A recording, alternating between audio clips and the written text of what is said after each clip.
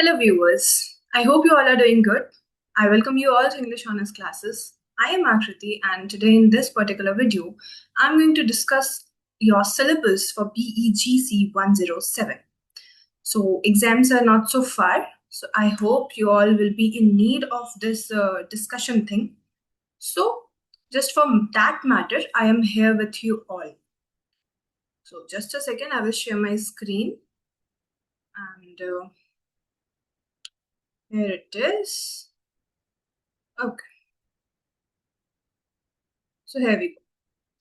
So the BEGC 107, we are having a blueprint for this paper, and this paper deals with British poetry and drama. और English literature की जब बात आती है तो British literature बहुत ही अहम रोल निभाता है. So this paper is going to be bit critical, energetic and influential as well. ये पूरब की पूरी पेपर पढ़ने में आपको बेहद मजा आने वाला है, क्योंकि इसमें जिन भी चीजों के बारे में आप बात करेंगे या पढ़ेंगे वो आपका एक बेस फॉर्म करेगा. So without doing further ado I will move to my next slide that I will discuss syllabus and core blocks. इसमें हम लोग दो तीन चीजों के बारे में बात करेंगे. एज सेम 4 ब्लॉक होंगी. उस 4 ब्लॉक में एक नोवेल, एक ड्रामा, कुछ शॉर्ट स्टोरीज, ऐसी ही कुछ सारी चीजें रहती हैं. वैसे ही यहाँ भी इन जनरल मैंने आपको बताया. बाकी आई विल सी कि इसमें block 1, block 2, block 3 and block 4 में किन किन चीजों पे बात की गई है. तो block 1 deals with Jacobean drama named Duchess of Malfi. Elizabethan age के बाद आता है हमारा Jacobean age, and Jacobean age is full of revenge tragedies. Duchess of Malfi उनमें से एक है और काफी ज्यादा इंटरेस्टिंग प्ले है ये. So in this particular play that is Duchess of Malfi, आपको किन किन चीजों का खास ध्यान देना है. First of all, introduction to Jacobean drama and John Webster. Who is John Webster? John Webster is writer of Duchess of Malfi. हम लोगों को एक किसी भी चीज या फिर अगर हमें कहीं घूमने भी जाना होता तो हम लोग एक बेसिक सी चीज जान लेते हैं कि उस जगह के आसपास क्या है, अगर हम वहां जा रहे हैं तो वहां हम कहाँ रहेंगे, एंड दिस दैट जैसी चीजें. तो जब हम यूनिट 1 पे बात करते हैं तो unit 1 deals with Jacobean drama and the writer and introduction to the writer. The unit 2 deals with the playwright and his dramatic art. Playwright बोले तो जॉन वेबस्टर के बारे में इन डेप्थ स्टडी और उनका ड्रामेटिक आर्ट के बारे में in depth study. Unit 3 deals with the text का टेक्सचुअल एनालिसिस. किसी भी टेक्स्ट को पढ़ते हैं तो उसका एनालिसिस, थीम, समरी, कैरेक्टराइजेशन बहुत ज्यादा इंपॉर्टेंट होता है. And the fourth unit deals with character analysis and critical perspectives. Critical perspectives बोले तो बाकी के राइटर्स ने इस प्ले को क्या कहा, then ये सारी चीजें. Okay, so in this drama you have to go and read about Jacobean drama क्या होता है, जॉन वेबस्टर का टाइमलाइन, जॉन वेबस्टर के अदर प्लेज एंड ये सारी चीजें, इस पर्टिकुलर ड्रामा का summary. After that duchess of Malfi का टेक्सचुअल एनालिसिस. दैट मीन्स अगर आपके पास टाइम है, और अगर टाइम नहीं भी है तो after the exam of duchess of Malfi एक बार पढ़ लीजिए. बहुत अच्छी प्ले है ये. इसका इन डेप्थ समरी और क्रिटिकल एनालिसिस कर लीजिए. जो मेजर कैरेक्टर्स हैं उन पे कैरेक्टर स्केच प्रिपेयर कर लीजिए. जो मेजर थीम है, हालांकि थीम क्या है, एक रिवेंज ड्रामा है तो revenge is the greatest theme, उस पे एक बात कर लीजिए आप. एक शॉर्ट नोट आप खुद से प्रिपेयर कर लीजिए. After that moving forward to block 2, that is Milton की पोइट्री. अब पोएट्स की बात करें और जॉन मिल्टन को भूल जाएं ये बहुत गलत हो जाएगा. John Milton is a prominent poet from Puritan period, and he had written such great text. तो ब्लॉक 2 में हम लोग जब जॉन मिल्टन को पढ़ेंगे तो हम लोग जॉन मिल्टन के केवल एक नहीं बल्कि 3 पोएम्स को पढ़ेंगे. द फर्स्ट इज लिसिडस, जो कि एक एलिजी है इनके फ्रेंड किंग एडवर्ड पे. फिर सोनेट 19, बहुत इंपॉर्टेंट है. L'Allegro and Il Penseroso swift poems. ये दोनों पोएम्स को हम लोग एक साथ ही लिखते हैं. तो इन 3 पोएम्स के बारे में हम लोग बात करेंगे. एंड क्या एक चीज फॉलो करना है इसमें भी, वो है कि 17th सेंचुरी की इंट्रोडक्शन की, 17th सेंचुरी के टाइम पे क्या चल रहा था, देन जॉन मिल्टन के life and works, what John Milton is talking about, उन्होंने और कौन कौन सी वर्क्स लिखी है। इनका एक एपिक वर्क है पैराडाइज लॉस्ट, जो कि 10 किताबों में लिखा गया है। फर्दर उसमें 2 और ऐड किया गया है। तो इन सारी चीज़ों के बारे में हमें जानना है। आफ्टर दैट यूनिट 3 जो बात करेगा लेसिडस पे, and sonnet 19 on his blindness पे, and unit 4 that will talk on John Milton's poem El Allegro and El Penseroso. So these are the 3 texts that you have to read about John Milton. And the basic caricature आपके exam के लिए होगा कि आप पहले 17th century का introduction देख लीजिए, वहाँ बैकग्राउंड में क्या चल रहा था, जॉन मिल्टन के बारे में जान लीजिए, उनके लाइफ के बारे में जान लीजिए, उनकी क्या क्या वर्क्स थी वो जान लीजिए। आफ्टर दैट इन तीनों को, ये 3 बहुत ज़्यादा बड़े बड़े राइटअप्स नहीं हैं, छोटे छोटे ही हैं, आप अगर चाहें तो आप इन तीनों को पढ़ सकते हैं। तो इन तीनों को आप पढ़ लीजिए और उसका एक इन डेप्थ एनालिसिस कर लीजिए, and you will B good for your paper. So this is what block 2 requires. And block 3 में हम लोग जॉन ड्राइडन के बारे में बात करेंगे। John Dryden is the greatest satirist of his age. मतलब इतने ज्यादा इंपॉर्टेंट है जॉन ड्राइडन कि एक पूरा period John age of Dryden के नाम से जाना जाता है। So without doing further ado I will just discuss कि आपको इनके बारे में क्या क्या पढ़नी है। तो उनका एक वर्क है मैक फ्लेक्नो, आपको वो इन डिटेल पढ़ना है। Before that, the unit 1 of this block deals with John Dryden life and work. The same thing, किसी भी राइटर के बारे में अगर आप पढ़ रहे हैं तो उसके लाइफ को और उसके वर्क्स को जानना काफी जरूरी हो जाता है, बिकॉज आप किसी एक वर्क से किसी एक राइटर को जज नहीं कर सकते हैं। जब तक कि आप उस एक राइटर के 4-5 वर्क्स को नहीं पढ़ लेते, you will not be able to know कि वो राइटर कैसा लिखते हैं, क्या कहना चाहते हैं, उनकी थिंकिंग क्या है, ये सारी चीजें। ठीक है, तो unit 1 deals with John Dryden, his life and his other works. Unit 2 Mac Flecknoe, आप इस पोएम को पढ़िए, ये भी बहुत ज्यादा बड़ी नहीं है, आप अभी चाहे तो पढ़ सकते हैं। Unit 3 deals with the summary and explanations of this particular poem, that is Mac Flecknoe. After that answer लिखना है आप लोगों को डिस्क्रिप्टिव में, तो एनालिसिस पढ़ लीजिए, एक थीम पढ़ लीजिए, और इसका पोइटिक डिक्शन क्या है, कैसी वर्ड्स का यूजेज है, वो सारी चीजें आप देख लीजिए, and you are done with block 3। Okay, block 4 deals with Alexander Pope's The Rape of Locke. This is a very interesting poem. The Rape of Locke was published 3 times. एक बार 1712 में हुआ था, एक बार 1714 में हुआ था, एक बार 1717 में हुआ था। पहली बार 2 कैंटो के साथ, दूसरी बार 4 कैंटो के साथ, एंड तीसरी बार ये 5 कैंटो के साथ हुआ था ऐड। एंड तो 5वीं बार जो कैंटो ऐड हुई थी उसमें क्लैरिसा नाम के कैरेक्टर को ऐड करा दिया गया था।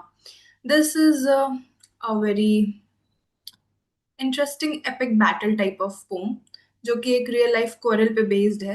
वी कैन से कि ये रियल लाइफ चीजों पे थोड़ा बेस्ड है। मॉक एपिक पोम है ये। तो what is mock epic, you should pay attention to it.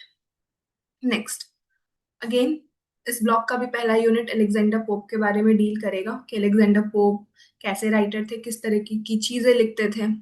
Okay, the same is dealing with unit 2 is also dealing with the same thing. पहला तो age of Alexander Pope, Pope भी इतने ही ज्यादा influential थे कि एक पूरे सर्टेन पीरियड को हम लोग एज ऑफ पोप बोलते हैं। So unit 2 is about life and writings of Alexander pope, इन्होंने और क्या क्या चीजें लिखी हैं अपने लाइफ में, वो सारा चीज।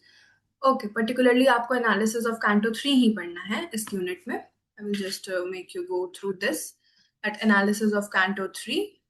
Just a second.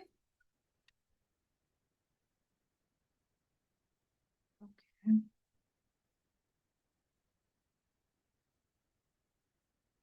So it is taking a bit time to open because of internet issue. So see, theme of rape of law, characteristics of classical epic, इसे हम लोग classical epic भी बोलते हैं, और केवल canto 3 को आपको पढ़ना है। So that is good. Come time है, कम syllabus है, you will be able to do that. And the unit 4 deals with character analysis and style. Whoever the characters are here, आप उसको अच्छे से एनालाइज कर लो, इस पोएम की स्टाइल क्या है आप उसको पढ़ लीजिए, and you will be good to go for your exam. Okay, then a small type of thing, क्या स्ट्रैटेजी होनी चाहिए ताकि कम टाइम में भी आप अच्छी तरीके से पढ़ सकें। अ फ्यू थिंग्स, आप हेरोइक कपलेट के बारे में जान लीजिए, पैस्टोरल एलिजी के बारे में जान लीजिए, What is elegy? Elegy is something that is to be written on death of someone. ठीक है. कॉमेडी ऑफ मैनर्स के बारे में थोड़ा आप पढ़ लीजिए क्या होता है. आफ्टर दैट कुछ इंपॉर्टेंट सी चीजें जो आप क्रैम कर सकते हैं, that is heroic couplet, pastoral elegy, comedy of manners, mock heroic and mock epic poem. एक शॉर्ट नोट आप इन सारे टॉपिक्स पे प्रिपेयर कर लीजिए, that will be good to go. So I have given a comparative study of these 4 texts here for your better understanding, or just a quick revision kind of thing. Have a look over it and you will be knowing a good lot of thing after this. Next. I will just discuss a PYQ with you all so that कि आप लोगों को समझ आए कि कैसे questions आते हैं और क्या आप लोग लिख सकते हैं. Okay. So I will just. Okay.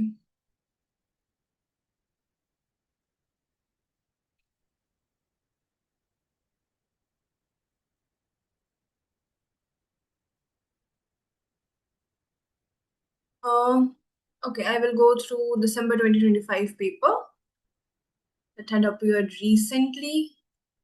See, 100 marks की पेपर होगी. Section A, section B and section C.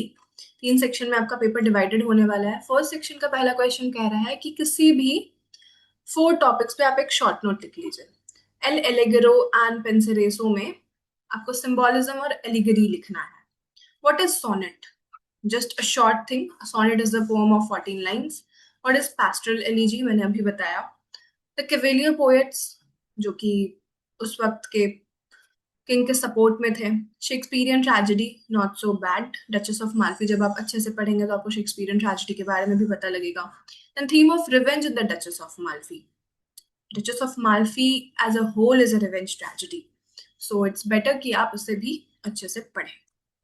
Then section B asks you to answer any 2 questions from the given questions in 200 words, जो कि 10-10 number की 2 सवाल है. Okay, how does Pope use satire to comment on the 18th century aristocratic society in the Rape of Lock? Pope as a satirist, then Rape of Lock, और जब आप Pope के poetic diction and everything के बारे में पढ़ेंगे, things will be very clear. Compare the moods and theme of El Allegro and El Pensereso. This is a sister poem, जिसे हम लोग sister poem बोलते हैं, of Milton. Again important, so you should look into it also.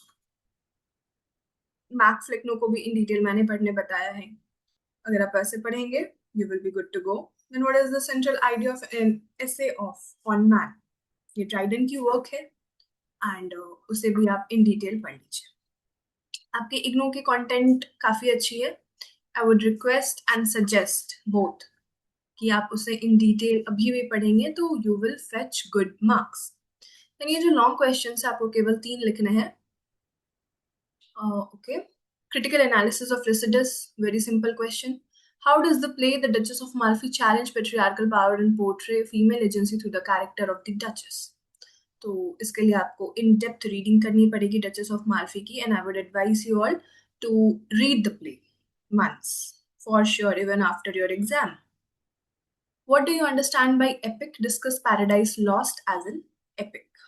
Okay. Okay. Milton ki epic Paradise Lost is again very important, so you need to go through it. Discuss John Dryden's Mac Flecknoe as a mock epic. How does Dryden use mock epic style and wit to ridicule Thomas Shadwell? As I already mentioned कि mock epic के बारे में आप अच्छे से पढ़ लीजिए.